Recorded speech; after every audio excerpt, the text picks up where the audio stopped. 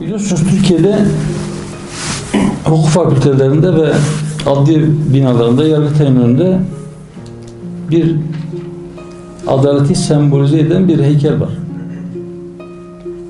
Bir kadın heykeli. Bir elinde kılıç, bir elinde terazi ve gözünde bir bandaj var. Yunan mitolojisinde Temis denen o çok tanrılı dinlerinde Temis diye bir adalet tanrıçası kendilerini oluşturmuşlar, heykelini yapmışlar.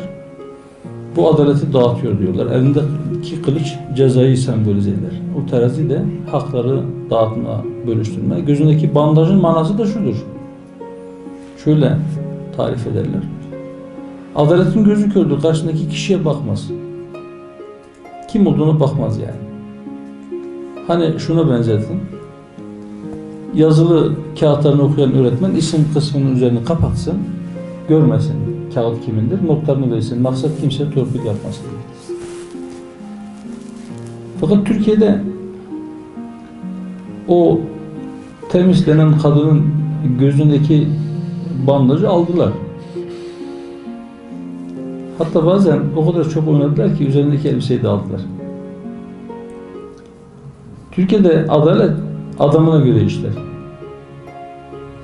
Bu bugünkü mesele değildir. Ben kendim adliye koridorlarında çok çalıştım.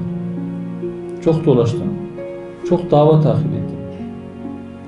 Hukuk fakültesine giriş yaptığım günden bu yana bendeki izlenim şudur. Türkiye'de hiçbir zaman vatandaşlar kanun önünde eşit olmadılar.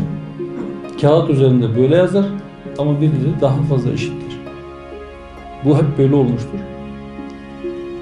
İktidara gelenlerin bir kısmı yargıya etki etme gücüne kavuşmuşlardır. Bir kısmı yargıya etki edebilmek için çalışmışlardır. Bazıları bunu başarmıştır, bazıları başaramamıştır.